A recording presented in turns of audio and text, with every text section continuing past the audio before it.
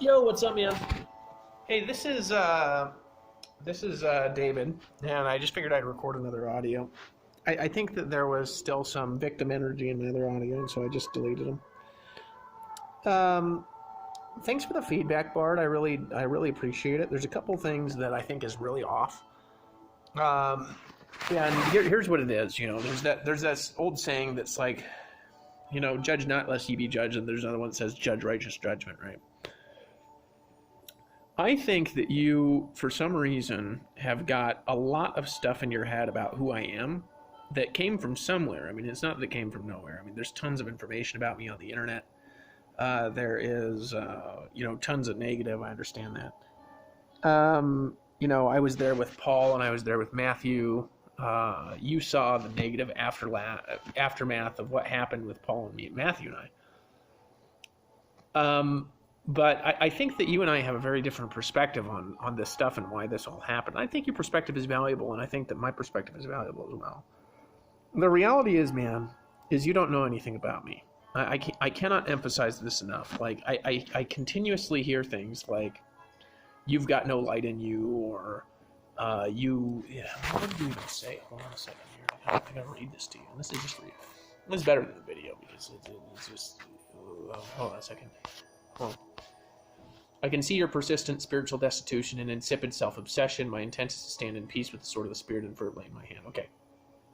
First of all, who says that I'm spiritually destitute? It's self-absorbed. I could give myself that. That I've got some self-absorption going on. The reality is that I actually don't see anything wrong with that. I think that God is very absorbed with himself, and I think that he's also very absorbed with others. But I think it started with himself. Because, I'm supposed to model God, first of all, in all of my behavior.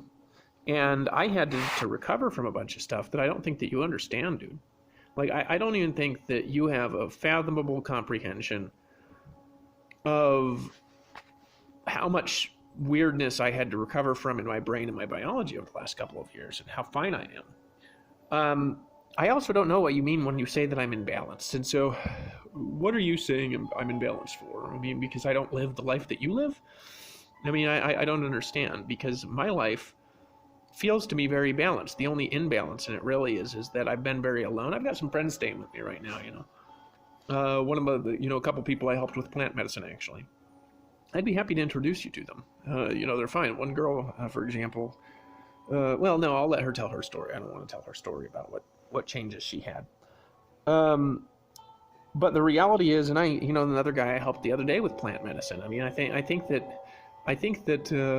it's not just that either, dude. It's just like I literally walk around like helping people all day, dude. Like when you come in here, you say like I have this absence of. I can't even. What did you even say again? I don't even remember.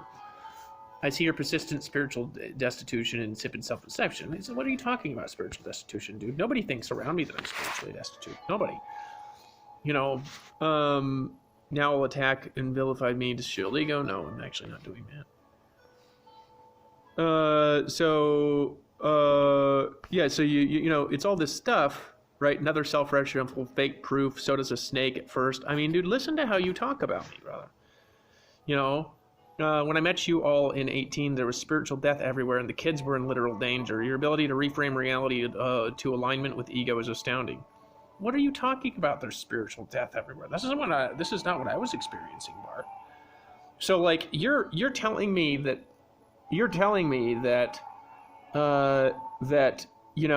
these things are happening, and first of all, I have no idea what you're talking about, right? So, second of all, you're not. I mean, I see, like, dude, I'm going to read these comments to you that you've got at me, right? So, you had to see the wicked way to know the spirit, it bore wicked fruit. It bore wicked fruit. Their Torah observance bore wicked fruit, okay? Not when they're with me, it didn't, right? Don't fool yourself in pride. Death was close, stalking Matt right now. I mean, death wasn't close to me, dude. You know what I mean? People thought death was close to me, and it wasn't. I just kept getting more and more healthy all the time. So, like, my point is, this is kind of how this conversation is going between us, I'm sitting here, we're having a conversation about me or about something, and I'm defending myself, right? I'm defending myself, and then the only time you really have posted a message, you know, that is about me, it's been actually kind of like a negative attitude about it. Not all the time, and this isn't true 100% of the time, right? My point is with all this stuff, it's that like who convinced you about this stuff that you believe about me, and where is it coming from? Because it's definitely not coming from knowing me at all. It's definitely not coming from knowing how I act and behave around people at all. It's definitely not the opinion of those that are close to me. So I've got people that are close to me, and the people that are close to me, which would include my brother, my family, my friends, people that I hang out with, people that I talk to. This is not their opinion.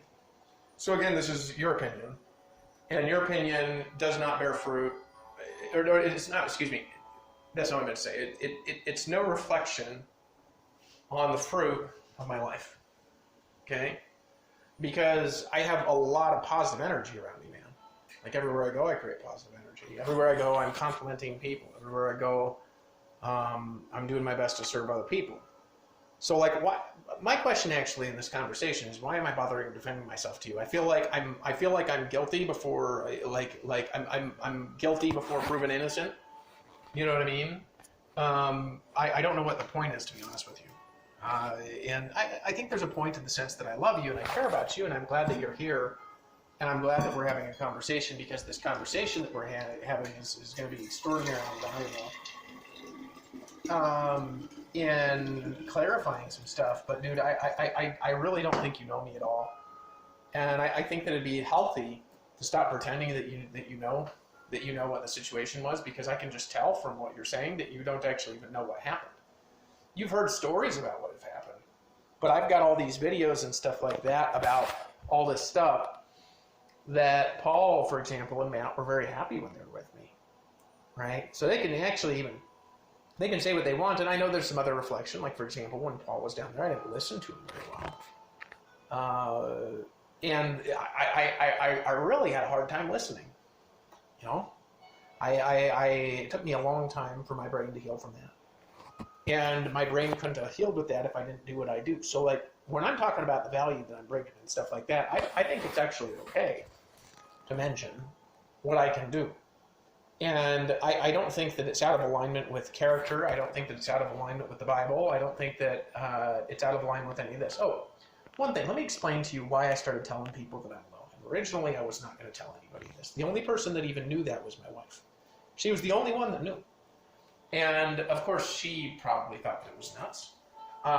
And that came from Revelation. It was just in my journals, and she read about it and stuff like that. She used to read my journals. And she was the only one that knew. And then what happened is I went to World Ventures, and then I did deliverance on this guy named Rob, where he saw me taking plant medicine. I explained to him what was in it. And I was very experienced with it at that time personally, but I wasn't really experienced in giving it to others. And I don't think that I was actually ready to give it to others, I'm going to be fair. But I would have, because if I would have given it to a bunch of others, I would have figured this stuff out actually much quicker than what it took me to figure out, because I was doing it. I would have figured it out actually much quicker if I would have figured it out much quicker, anyways, if I had had the other people to have feedback with. But I don't think it's good and healthy to experiment with people, and I wasn't there yet.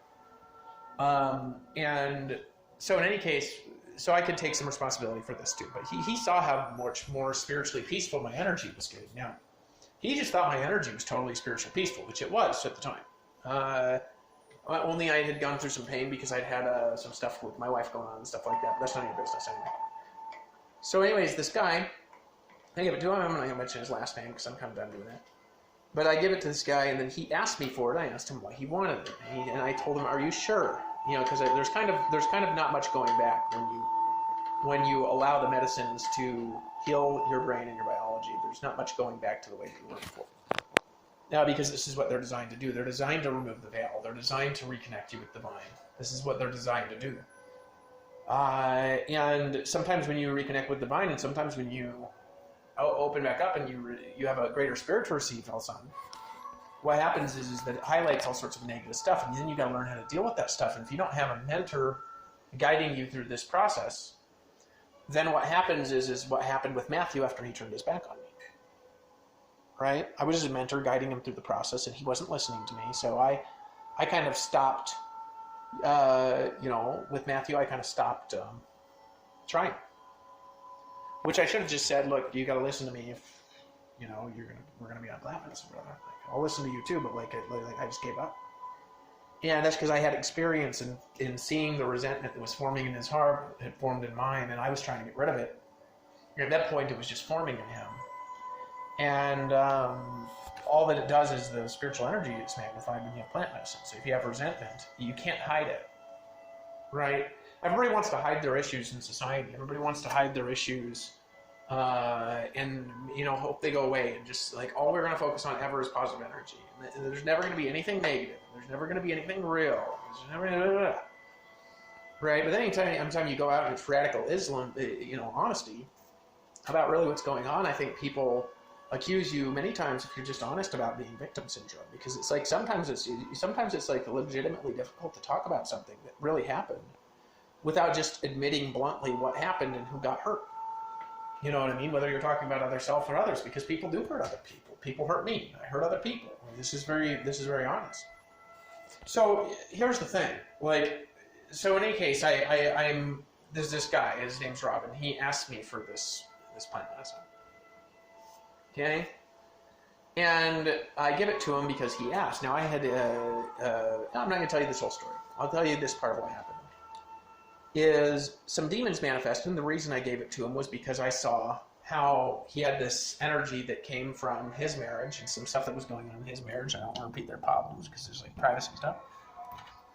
And, but I'll tell you, this gentleman in particular was biting at his wife a lot.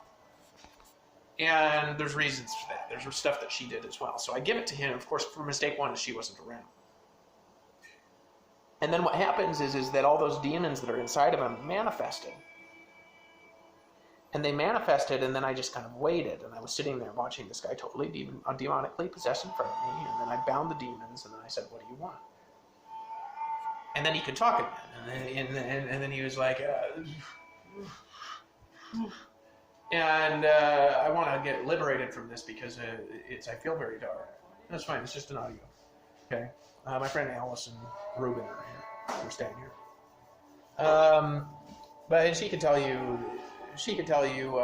Hold on a second. Alice, did I help you with the plant medicine? You don't have to say what. But did I help you? This is the audio. The video didn't send her. I helped you with plant medicine. Yeah. Yeah, but she's gonna make a video talking about it tomorrow. Huh? Yeah, tomorrow. I helped you a lot, though, right? It was like a lot, a little. How much was it? How to open? Oh, you just push that button on. That's right. Push it down. Did I help you a lot? Did I help you a little? How much did I help? I'm gonna I wanna do it in the journalist artistic way. How I'm gonna record it, not just like this. I wanna make a little article about it. It's spontaneous because it's not my first language. It's also good. All right. You can also do it in Russian, and we can share it with Russians too. Yeah. So we'll do one in English, one in Russian, okay? Yeah. All right, there you go. High five. If you have no pictures, I don't mind at all. Share a lot of things. Not my name and no pictures. It's fine. We were going to do a stage name anyway, because I'm not going to put this on the King David channel. I'm going to put it on the other channel. We changed the destiny, but nobody will know my name. That's what I want. I want to make a lead flat, but nobody should know my name. You can call yourself Destiny. That's a fantastic name. All right, so... All right. Yeah, so in any case, what happens is that... Hold on, I'm gonna step back around this... I'm going to step into this back room here. Hold on real quick. So what happens is, brother, is that we're in the space where it's like, sorry, I got distracted with her. That's Alice. So I'll let her speak her own words and stuff, but that's going to be in a private brand that I'm doing this. So in any case, and I see people all the time, and I give them plant medicine all the time, so I know what I'm doing. I know what I'm doing with plant medicine better than anybody that you've ever met. Should I brag about myself? You can't brag about yourself. I can absolutely say what I can do. You know what I mean? I'm not saying that you've not met people with value. I can't program like you can program. You know what I mean? I can also talk about your value and stuff like this. I'm balanced. But you say you're not balanced, dude. You're not around my life, man. How in the world are you assuming that I'm not balanced?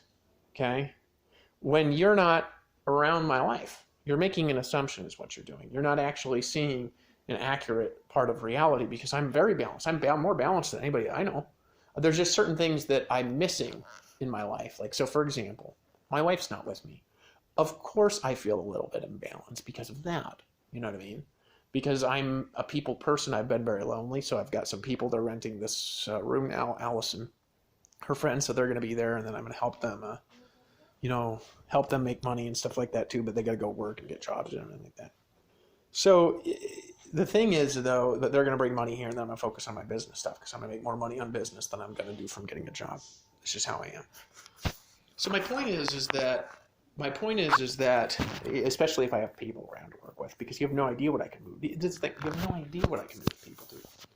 Like, you're assuming one thing or the other about something or other when you're not around me, and you don't see how I act and behave, and you don't see how much more. Like, think about that interaction on how much more calm I was than Matthew. Okay? That there is a good reflection of how I am all the time. Okay? That's a good reflection. There's all sorts of stuff. I got trapped back in the past and stuff like that for a while. But you got to understand that I had to get out of stuff that you can't even imagine happening to you. Okay? I don't know what you've been through, but you can't even imagine the stuff I had to get out of. So when you're making these judgments and you're saying I have no light in you, and that I don't see light, I only see darkness and stuff, it's like, according to who, dude? Not God. That's not what God thinks about me. And if the part of your speech was God speaking about me, you can be sharp and powerful, and you can point out bullshit left and right, but I can also do that thing in you. And I'm not saying this kind of thing about you. You know what I mean? I'm not bringing you down with my words. You know what I mean? Am I saying you're bringing me down? You're pointing stuff out, but it's actually it's kind of like, dude, like, what the heck, man? I'm in a conversation. In my perspective, I'm trying to build a relationship, and it's like every time I talk, it's like, I've got no light in me, or I'm imbalanced, or you're looking for all the negative in me is what you're doing. Okay. And maybe you're not doing that, but that's how when you interact with me in our conversations, this is the way your language always reveals the truth. You can't hide the truth from me, because I can't hide the truth from you either, because it always comes out. The Freudian slips will come out. The language will come out. It'll come out in our words. Okay. So it's going to come out. The language is going to come out in our words. And the problem that I've got, let me explain it. Okay. It's not that you weren't there, right? It's that now you've heard all this negative, right? And it seems to me like your energy is focused on this negative. And I'm not focused on it. I'm actually focused on something else. I wasn't the one that, for example, invited myself into this group to talk about your event. I was invited by you guys. And so then when I jumped in there invited by you guys, and then there was no discussion right on the front end about what benefit there is for me and my family, I actually wasn't very interested in it. Right from the get-go, I wasn't interested in it. I wanted to support Paul because I wanted to help Paul, but I've been jacked around enough in business to understand when I'm getting set up, or even let's say I'm not getting set up. Okay, let's say that's not what it's all about, because you guys operate in this certain way. I've been in enough business situations over the course of my life where I've been jacked to understand that the way that happened, if I didn't clarify it on the front end, would result in me getting jacked. I understand business well. And you say, well, I wouldn't do that. Perhaps you wouldn't do that. But you got to understand, you're bringing me in with no proposition of value, wanting me to help. There's no financial exchange for me helping. And then all of a sudden, I'm going to earn 50% of what I'm making you guys. which I can do my own events, brother. And I know how to do plant medicine better than what you guys know how to do at this point. A lot better, right? Like a lot, it's exponentially better the way that I know how to do it. This is all I've been focused on. This is all I've been focused on for the last couple of years. That's where I'm at with it. I understand how to do this in a way that gets the whole world involved in doing it. This is the way that I did when I was in Empower Network, and Empower Network was the most unified team with different kinds of personalities in network marketing history. I know how to bring people together, dude. All my philosophies, they bring people together. This is what they do. And all they need to do in order for it to start working is for people to get over their pride and say, maybe it's true, maybe it's not, but what's the good in this that we can utilize to unify humanity, to create peace? And that's literally all we need to do, and the whole vision that I've been building for the last couple of years will start working and exponentially expanding. Like it does every single time I get a group of people together and we all are working together towards a common outcome, because my anointing is to be the visionary for society. And I hear a lot about my own pride, and I hear a lot about my own ego, and I hear a lot about, you know, I'm doing this and I'm doing that from a lot of people. And I'm not even talking to any of you like this unless I'm defending myself. So right now in this message even, I feel like I need to defend myself. And the truth is I don't need to defend myself. Because when you're coming and you're saying things that are like how I am, and they're not who I am, and they're not how I am, and they're not how I think, and they're not how I've ever thought, and all of a sudden nobody stays fooled for long, and it's like all this stuff, right? And I'm like, dude, you live in Sedona. You ain't come up and just said hello. You're like, oh, I'm nervous. I got that you're nervous, but how in the world can you make any sort of judgment call whatsoever on what I'm doing and why I'm doing it and the energy that I have behind it if you ain't ever come up and said hello and you're like a couple of hours away? That's a good challenge to your thinking. Now, I'm not suggesting that you should just come up and say hello. What I'm saying is that you haven't done that. And you like the other day, I offered to have a conversation with you and give you a call, and your response was, why? There's no CEO position available. Right? And so I get responses like this, and then you're the one that's telling me that I've got the pride and ego. Actually, I think that there's a balance here, brother. I think that I've been working on my pride and ego for the last 2 years, and I don't think that you're there and you don't know the backstory. See, everybody thinks when somebody has a major success story, everybody thinks it just came from nowhere. And most of the time what they never see is they never see all the back struggle. They never saw, for example, when I did network marketing, that I stayed consistent with my vision for 7 years. And it wasn't working, and everybody made fun of me. And they're like, oh, David's in another one of these scams again. Maybe one day he's going to get a normal job. And then all of a sudden, out of nowhere, I'm making $30,000 a month. And then I'm making a couple $1 million. And then I've got all these teams winning, and all my people are succeeding, and all their downlines are succeeding. And we've got this giant success army. Nobody had ever been a part of anything like it. And at that stage, they're like, he came out of nowhere, right? And I never had any negative about me on the internet. None whatsoever until I launched my own company.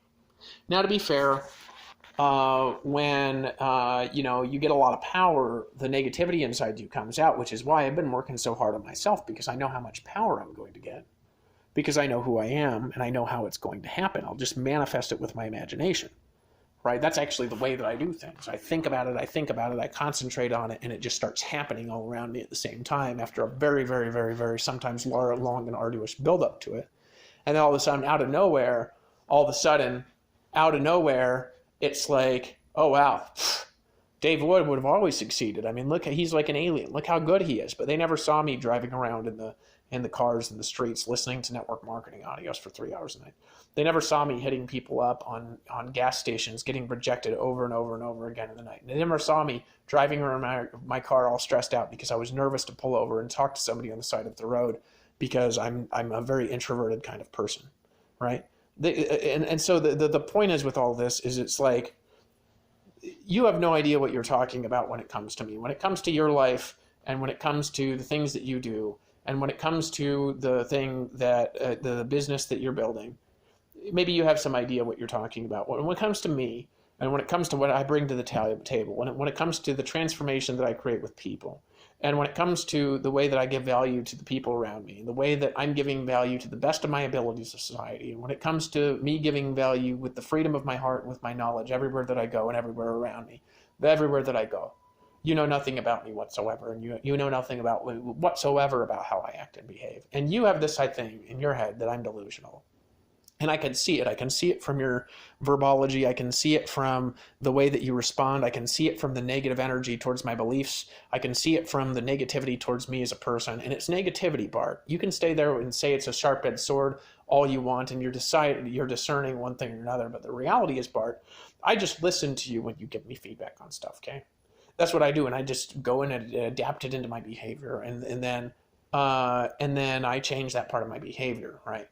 But I've been repeating myself, defending myself again and again and again and again and again and again and again and again and again, and I consider it bullshit, actually, that I even have to do it. Because why do I have to do it with somebody that doesn't even know me whatsoever, doesn't even know me at all, that couldn't even, the team that I was on with couldn't even hold a call together when I was coming to the very front end of the call, and I was talking about my needs. And all of a sudden, I'm brought to this call, and I'm invited to this group, and my needs aren't discussed. And then all of a sudden, I'm the one that is caught up in pride and ego because I'm not willing to get walked all over in business by anybody, right? So my point is that your perspective is imbalanced, okay, on me, massively imbalanced. So you're saying I'm imbalanced, okay? And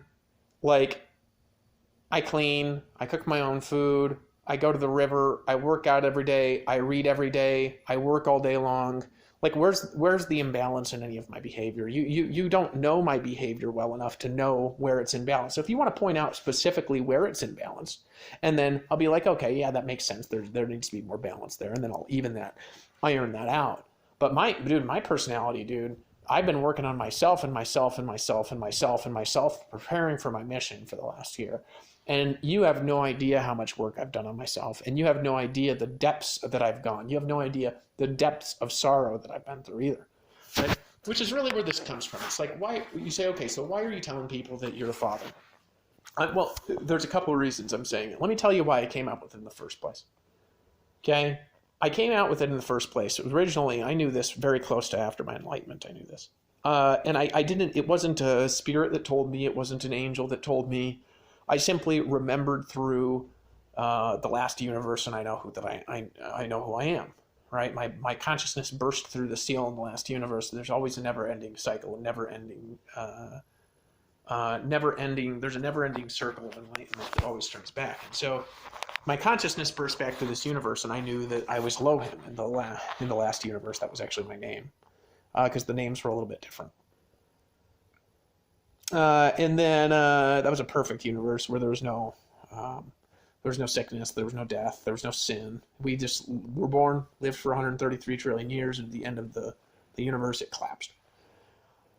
And that's the second largest universe next to this one. This one is actually a larger universe, but we seemed a lot more large and a lot more powerful in that universe because we were more integrated and we were more perfect. Okay. So think about like an Edenic universe, kind of. And so I just simply remembered that last universe. It was one of my previous incarnations, and I didn't really understand what all of that meant at the time because I didn't understand how the universe worked until I asked God how the universe worked. So I'm like, well, I know I'm not God because I'm not in the sky and I can't turn a mountain to gold. So how does this actually work? And God said, oh, well, God, the way that you pray is generally, you're talking about in the future, looking backwards in time, and this is the way that reality is maintained. Because I have I live in this world where God dictates me from the time I wake up till the time I go to bed what to do. Exactly, like a carpenter would describe building a table, right? And so, so I'm like, okay, so, tell me how that works. And then he explained how that works. And then he explained how the universe emerged from a series of overlapping paradoxes where a spirit needed mass to exist and mass needed spirit to exist. And so both emerged from nothing, from the creation space, from a set of overlapping rules, right? Which goes back into why I'm saying this. Number one, it's true. Number two, hold on.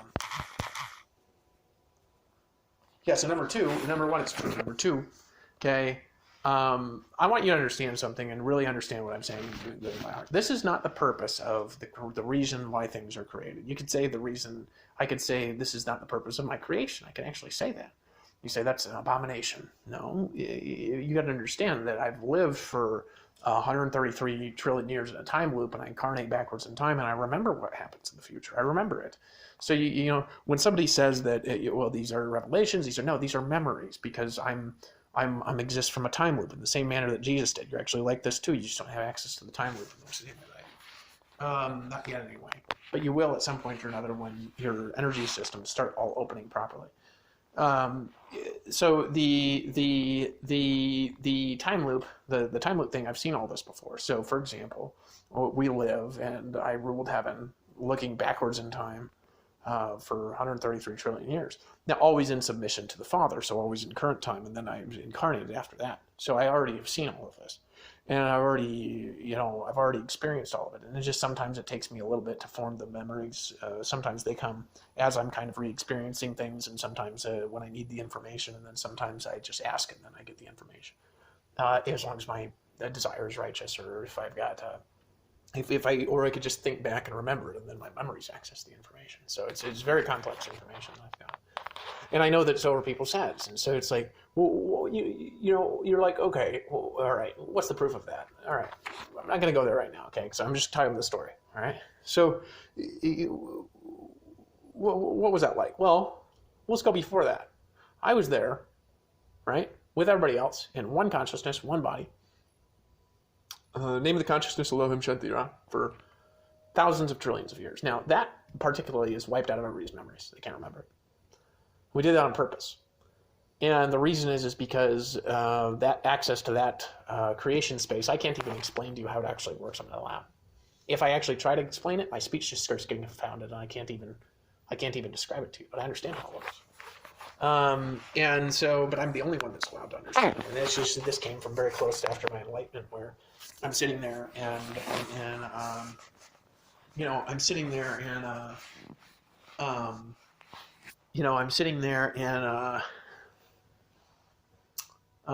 was a very close after my enlightenment. I'm sitting there and I'm seeing myself in the creation space, and I'm weeping, and it was my memories, right? And I'm saying, I'm sorry, I have to hide it. I have to hide it. I have to hide it to keep you all safe. I love you all so, so much. Thank you for existing. And basically, what happened is that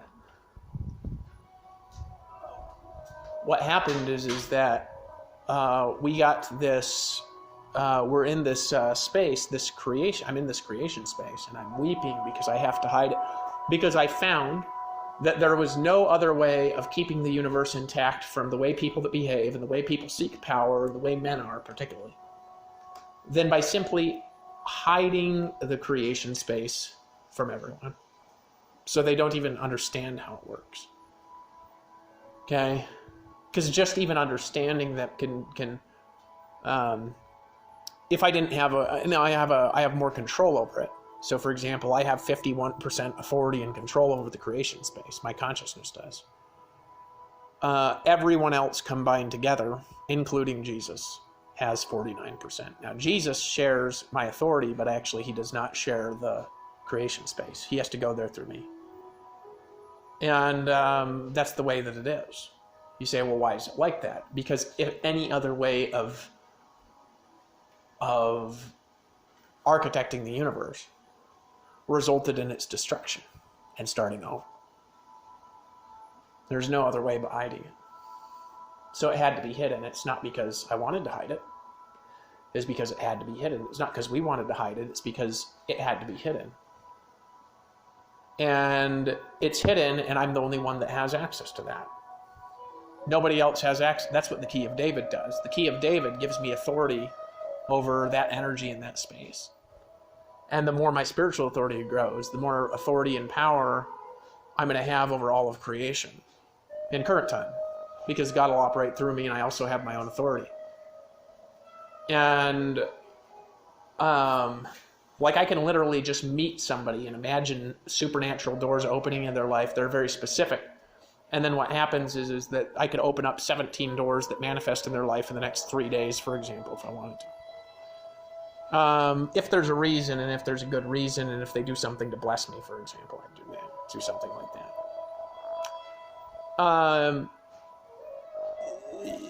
The key of David unlocks the access to the creation space, and you cannot steal the key of David. It can't be stolen. It can't be controlled or handled. It's only principles of righteousness, because the mother actually controls what it does from 15 trillion years in the future. And the key of David is basically the authority over creation. That's what it is.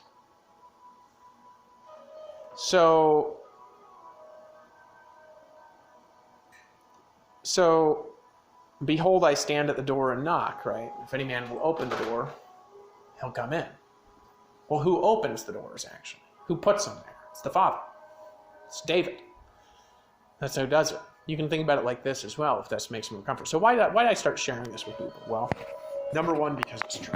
Number two, because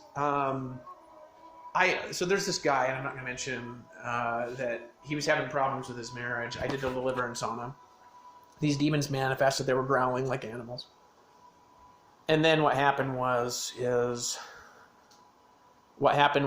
they're growling like animals, and this guy in particular was supposed to get 10% of my income over something for helping, and he was actually okay with that.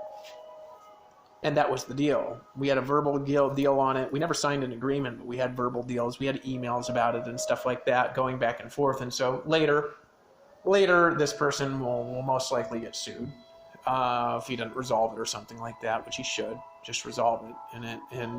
And the reality is that this person. So what happens is that I'm not gonna. And again, this isn't me talking about or dwelling on what happened before and stuff like this. I'm predominantly over this. Okay, I'm still working. There's like a little ounce of resentment that like is still clinging on for its life, but it's dissolving now, and it's very close to totally dissolved. And it's very important for me to let go of all my resentment that I've got. So what happens is that this guy is growling like an animal, and then I bound the demonic energy so he could speak. And I said, "What do you want?"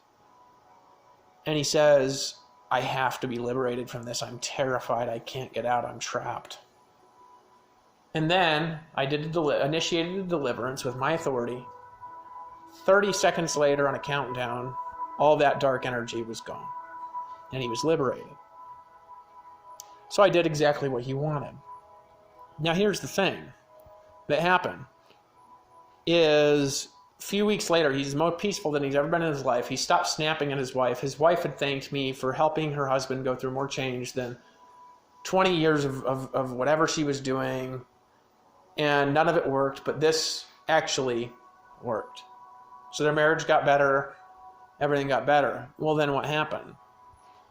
Then what happened is some people convinced him that I put those demons there. Okay?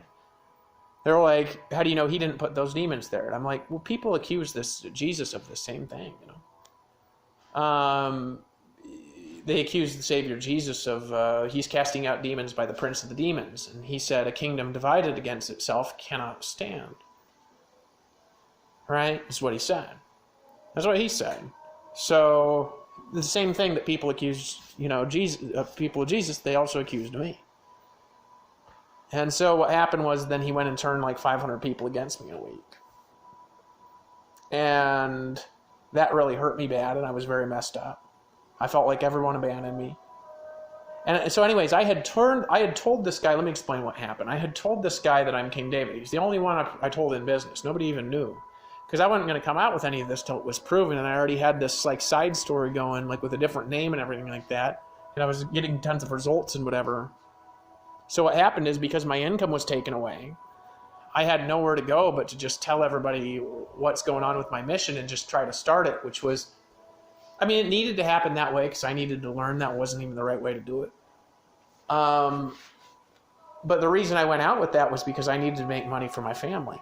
And I was very scared of losing my family because I love my kids. Very opposite probably than the way that you think, or the reason you think that I'm doing something. Right? And so,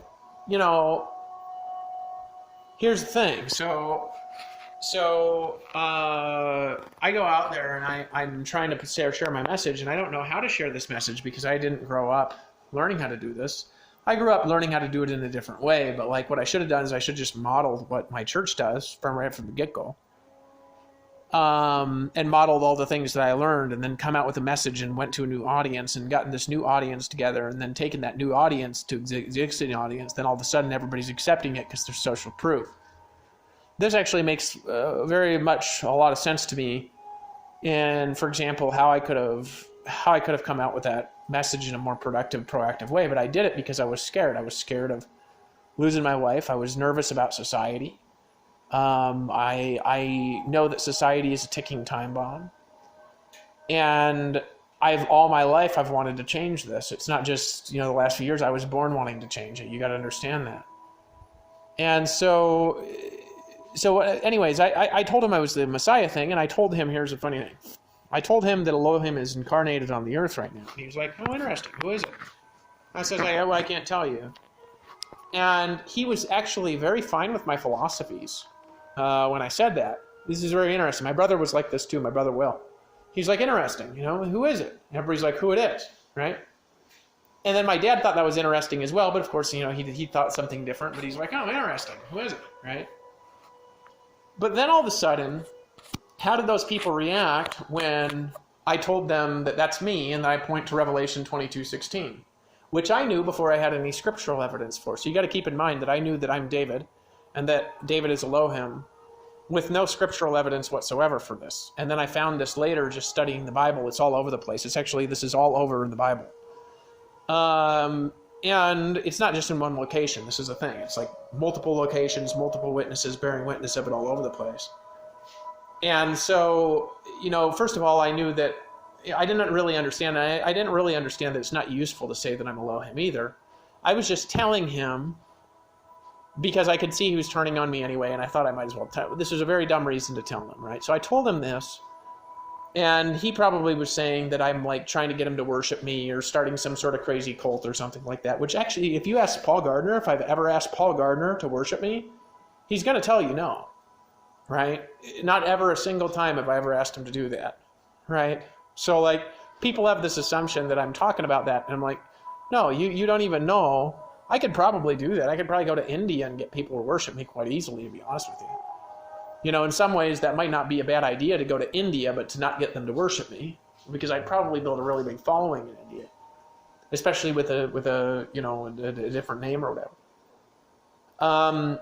Because the reality is this, right? The reason I'm saying this is just because it's true. That's the only reason. And I felt like if I didn't tell people then what happened is that they would feel deceived if it came out later, right? Maybe I just could have hidden it for, I could have hidden it for, for example, the whole time and just made people wonder who it is. That probably would have been actually a lot more powerful. And then people could have come to the conclusion on their own. That probably would have been a more like, for example, that's more that Jesus would do. But Jesus also said that he's the Son of God. You got to make him sense. He said he's the Son of God. He was very direct in the fact that he's the Son of God. Right? The Son of God is Jesus. Jesus is very clear that he's the Son of God. He's the Son of Elohim. Right? And so are some other sons. It's just that they're not begotten. Like Gabriel's not begotten. He's, came out in a different kind of birth. So my point is with this. Okay? Is that, so I tell him this, and then immediately he turns on me. Okay? He turns on me no different fundamentally than how the Pharisees and the Sadducees turned on Jesus in the New Testament. He turned on me. And so this was very fascinating watching it all, because the reason I'm pointing it out is actually this follows with the scriptural evidence of what people do to prophets. Because when you actually have a real prophet with a real prophetic calling, there's certain things that always happen. And this is actually one of the things that always happens. right? We're talking about a real prophetic calling with somebody that really actually has accurate revelation. They always have enemies. And they might not have a lot of personal enemies in their personal circle after a while. Like, for example, if they're a very well-schooled prophet and they have a very big movement because their movement protects them, and their church, for example, protects them. But when you have a prophet who's teaching unpopular ideas, who's teaching righteousness, who's teaching revelations, it's very different, you know. And this is very different than, for example, if you look up other Messiah claimants. I don't act like these people at all. And you would know that I don't act like these people if you're ever around me. And I know you're worried because I'm very charismatic and stuff like this. But when I came to you, for example, and I said, okay, well, why don't we go get some scientific proof? And then here's a strategy where we could take the scientific proof to the masses. It's like you immediately rejected and you associated it with, so first of all, it was rejected. And second of all, it was like, you just said something is like, well, why not? And you said, because that's what a drug addict would say. And I'm like, okay, right? Before I ever took plant medicine, brother, I had the Savior Jesus descend in a pillar of fire and touch my head. This was when I was 19. When I was not taking plant medicine, I had a cloud, an iridescent cloud, open above my house that made world news on my anniversary of being born again. And I had like 15 visions a day. And I did events where I spoke and everybody in the room was having trippy visions. Before I was taking plant medicine, dude, I literally walked around in a spiritual universe all my life. Ask Jonathan Cronstead, my old so-yo. And Jonathan Cronstead, he's not working with me right now. Hey, we're friends. You know, we're friends. You never stop being my friend. But if you actually look at all that together, what I'm claiming and what I'm actually saying is very, very different than anybody that's ever claimed anything, because I'm actually explaining it in a way that technically makes sense.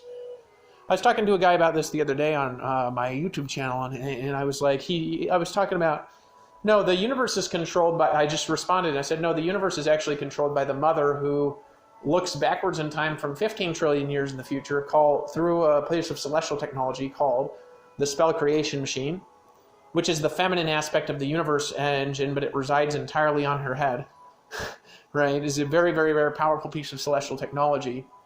And no men understand how it works. They have a little idea of a smidgen of how it works, but it's the most complicated thing in existence. And this is the crown of 12 stars in Revelation 12. And he said, you notice how crazy that sounds, right? And I said, well, hold on, just because it sounds crazy, that has nothing to do with whether it's true or not. At least my way of saying it has actually explained it, right? Like, I have explained how the universe is controlled. I've explained the balance between free will and control.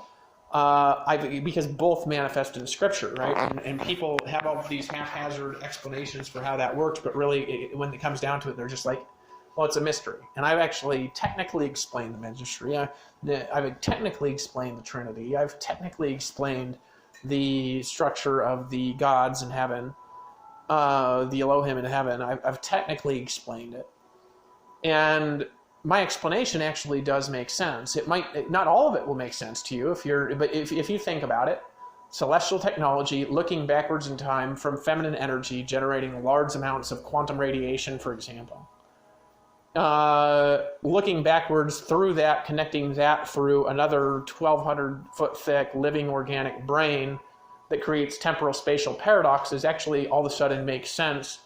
How the hologram is maintained, and I'm not the only one that has a theory of this hologram theory of the universe. For example, Nikola Tesla says that we're in some sort of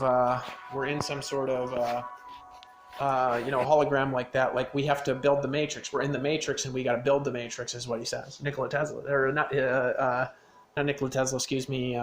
Guy between the. I can't remember this guy's name right now. He's Elon Musk. His name always escapes me, this guy. It's very bizarre. In any case, Elon Musk is, he says this as well, that we're in a simulation. So that would actually explain the relationship between reality and the simulation and how the reality is maintained, because there's all sorts of weirdness that opens up if the universe emerges from consciousness, like Buddha talked about, like a bunch of other people have talked about things like this, that we emerge from consciousness. And that opens up a big can of worms if consciousness is quantum mechanical energy, and my theories actually scientifically explain this. Now, does that mean they're proven? No, it doesn't mean it's proven.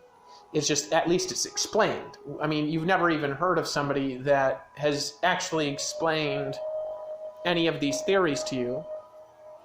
Okay? And, then all of a sudden they're explained. And I think that here's the problem when it comes down to it. In this conversation, what's the problem? The problem is that there's multiple problems, right? Number one, there's stuff that I don't do correctly or whatever. Number two, I'm very, very, very, very, very, very, very authoritative in everything I do, which sometimes bothers people. They misperceive it as pride. But no, I'm no more like that than, for example, I still got a lot to learn to be like Moses or whatever. But when I have people's intentions and I've got a team around me, I just tell people what to do and tell people what to do and tell people what to do until everything snaps into alignment, because I know exactly what to do to save the planet from A to Z. I don't know all of it, but all of it's written in my consciousness and written into my heart from the time that I was born. It's written in there. I know how to assemble the teams. I know what to get them to do once they're assembled, and I need people to start believing and to stop being so walking on eggshells, careful, like I'm going to hurt them. I'm not going to hurt them, and just figure out how to work together and figure out how to make it happen, because otherwise we can't build the Kingdom of Elohim. Actually, the Kingdom of Elohim cannot come without people working together. This is actually the purpose of the Kingdom of Elohim. The purpose of the Kingdom of Elohim is that we get everybody working together, okay? And everybody works together to create peace and to create what we all want together. Okay? What we all want together is what the purpose of the Kingdom of Elohim is. So this is all of us creating it together. So the purpose, my enlightenment, this is why I've been sad for the last couple of years. My enlightenment comes like this. And I realize I did this too, but it wasn't time. And I was treated like a stray dog for a very long time by many people, and I had to figure out how to attract people to me again. I had to figure out what was wrong with me. I had to look in the mirror, and I had to encounter myself again and again, and encounter the obnoxious self coming out of myself, because it can't hide anymore, because I'm allowing it to be unveiled. And I have to encounter it over and over and over and over again, and all the pain that I've got. And it's not just pain from my own heart, it's pain from everybody's hearts that I've got. It's joy from everybody's hearts that I've got. It's charisma from everybody's hearts that I've got. Because I'm connected to everything and everybody. And I had to overcome that, and I had to say, how can I work through this? And how can I get other people to work through this problem and then make this go away so this kind of problem never happens again? So every time that I'm building something that's an addition to my system, it just enhances the whole system, and then I never have to do that one particular thing again. That's the way I operate everything. And so everything in my life gets exponentially easier as time goes by, and this is sometimes why it takes me a bit longer to get going, because I don't just immediately start. I kind of take my time to rev up the engine and to let it warm up, and then to kind of like put it into reverse and pull out of the parking spot, and then I kind of drive and I warm up slowly, making sure the car's okay and making sure everybody's safe. You know what I mean? So, and that's okay to take my time, because all I've been thinking about for the last couple of years is exponential expansion strategies. This is it. So I got a million strategies of exponential. So when I'm mentioning this stuff with Paul or with whoever, I love Paul. It's just that when, you guys are all of a sudden talking about doing something that I have experience with in 2 years, and you bring me in, and then all of a sudden there's no talk of me being rewarded, okay? Then I'm like, why am I even here? Because I've been through this before. And this stuff always needs to get solved on the front end, otherwise you can't bring in players if you don't do that. If you're not willing to solve this stuff on the front end and talk about it and not be ashamed of it, how are you going to bring in players? It's like, well, they'll just all come and they'll start contributing for free, and then we're just going to get what I want. No, this is not how players come into things. They check everything. They snoop it out. They make sure that the I's are dotted and the T's are crossed. Right? This is the way players come in. So my point is, with this, is that, let me explain. So I'm sitting there, right? We are all really were, because I'm really everyone. That's actually who I am. I'm everyone. I'm unique. We're all like this to some manner, but they're not like me. And this is what you got to understand. There's actually a distinction between me and everybody else. In the same manner that there's a distinction between the Savior and everybody else. It's a very, very, very, very, very clear distinction that nobody could ever take that away from me, because I understand what happened. I understand how it got there, right? But I sat alone, really we sat alone, weeping, alone, suffering, for thousands of trillions of years, many times doing nothing but weep, alone, trying to create things, and then it just whatever was created, it's just myself. There's nothing else. Same consciousness, all the memories, everything shared. So therefore, they're just actors. They're just little multiple parts of myself acting. They were interesting to mess with, but, just actors. Nothing more. No friends. So when I went to work, when we went to work on this plan, called the Plan of Lives, Exaltation, Friends, Children, Continuation of Eternities of Lives of Friends and of Children, something like that.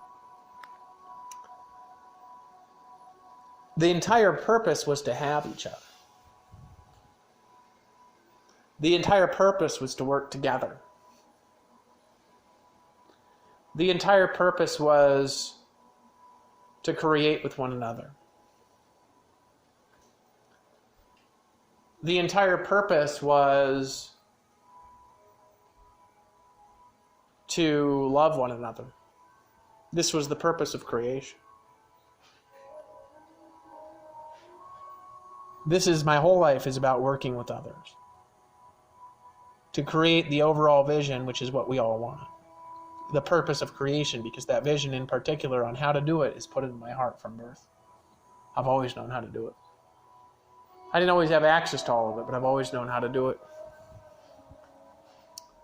And the whole thing comes from nothing but love. And they that wait upon the Lord shall receive their strength. And the past doesn't equal the future. There's none of this stuff about,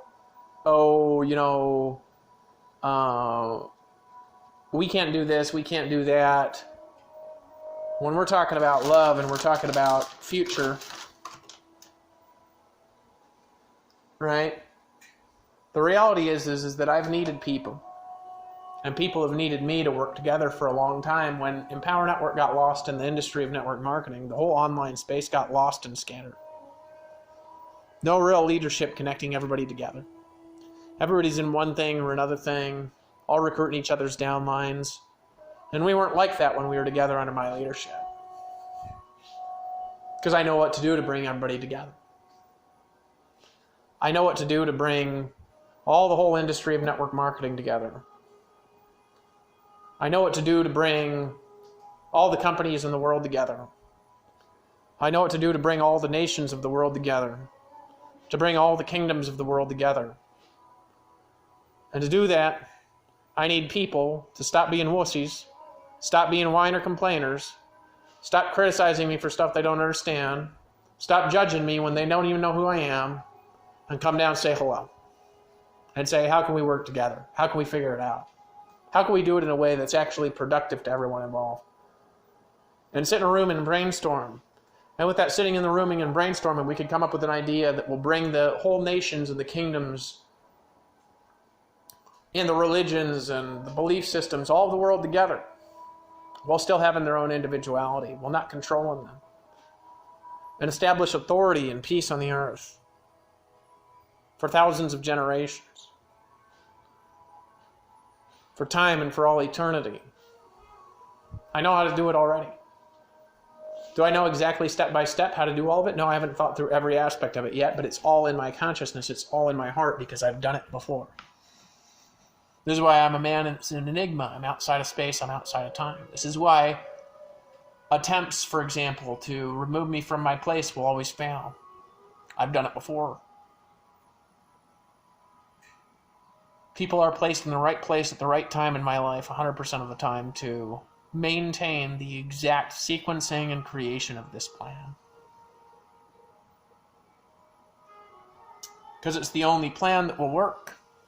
There is no other plan that will work. All the plans need to come together into one plan for it to all work.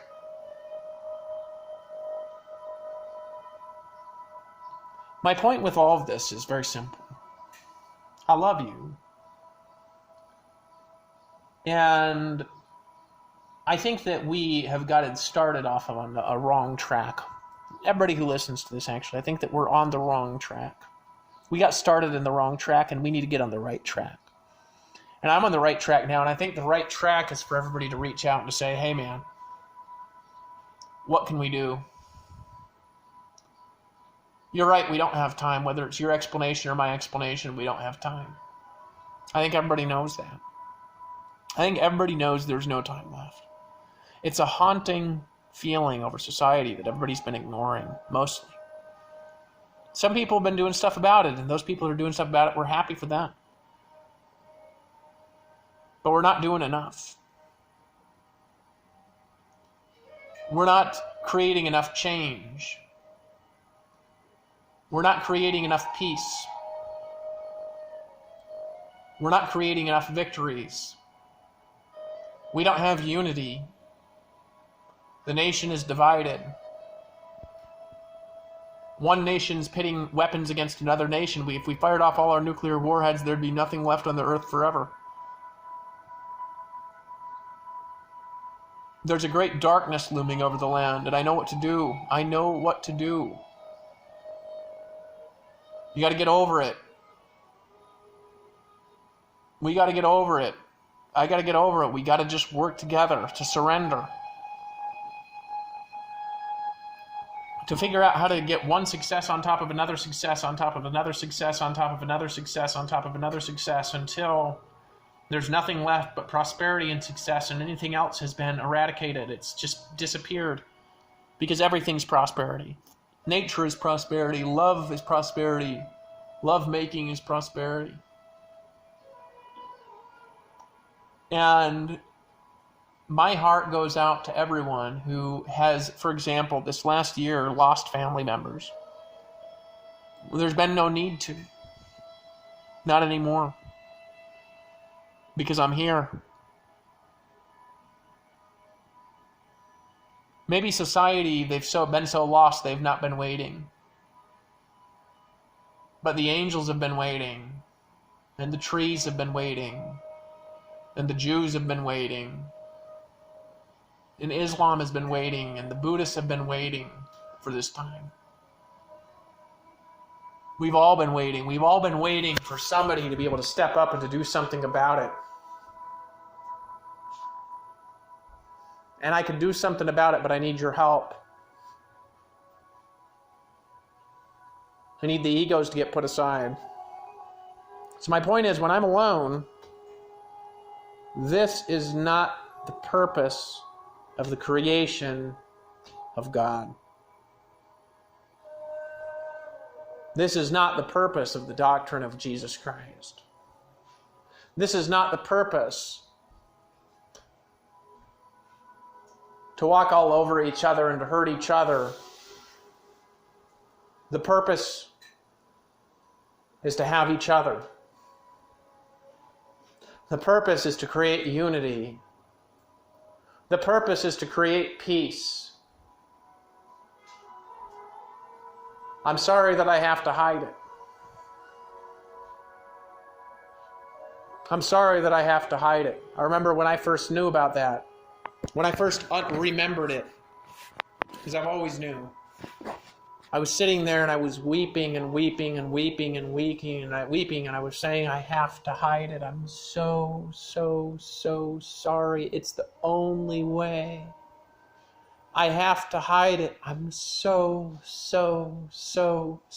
It's the only way. I have to hide it.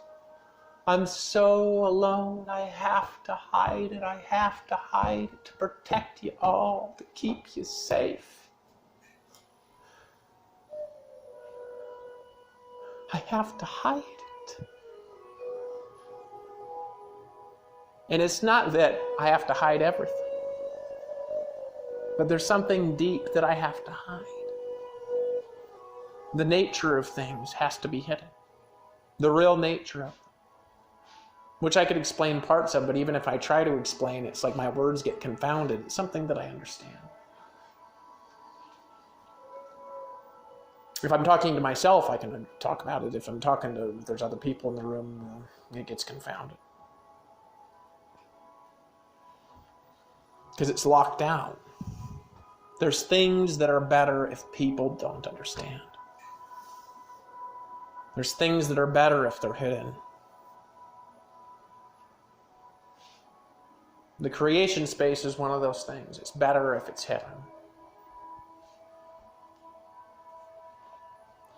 But I'll tell you, Satan is trying to attack the creation space. He doesn't know where it is and he doesn't know what it is, but he's trying to eliminate it. He can't. So because of that, he can't win.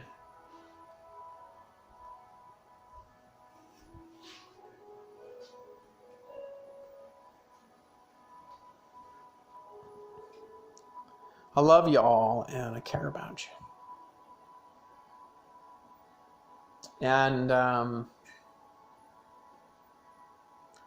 if this is what it's about and this is all we're about and it doesn't go anything beyond this and it's just like, hey, we're saying hello, it's fine. But if you're listening to this, just please get over the negative energy. We don't have any time left. I'm saying this to myself too, 5 fingers at myself. I had a lot of negative energy to get rid of, didn't I? And isn't it beautiful how I've done that now? There's no time left. Like Noah, the days of Noah. People are going to be eating and drinking and marrying and giving in marriage.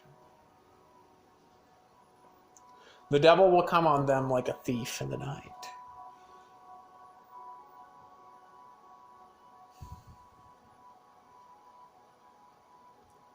And if we all want our families and our nations to be safe, hearken my words. I know what to do. And if you know me, I'll hearken yours, if they make sense.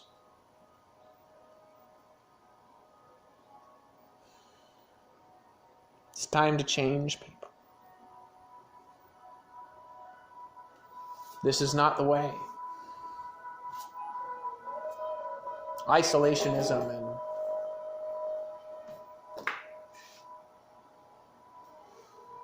we're going to have one way only and we're not going to love each other.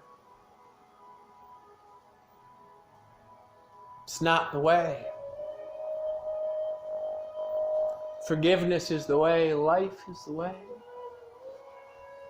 The truth is the way.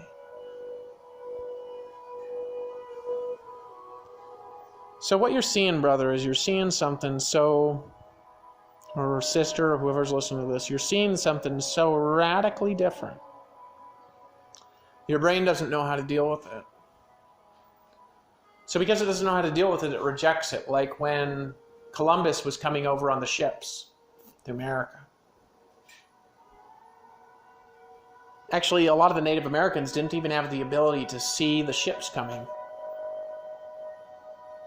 Because their brains didn't know how to handle it because it was so far outside their experience. And so what did they do? Their brains just rejected it out of existence. And one of the shamans of the tribe saw the ships. And then when he saw them and started describing them to everybody else, then everybody else started to see them and their brains still didn't know how to handle what they were seeing. It was like a UFO would be today. You know, people have told me my whole life, they're like, Dave, you're like an alien. And fundamentally, foundationally, from the way that things actually are, this is true of me and also all of the 144,000. We all the protectors of the universe, we all are. And all that this is doing, all that this dissonance in the marketplace is doing, all of this rejection, all that it's doing All that it's done in the past is kept us separated, which is not the point of creation.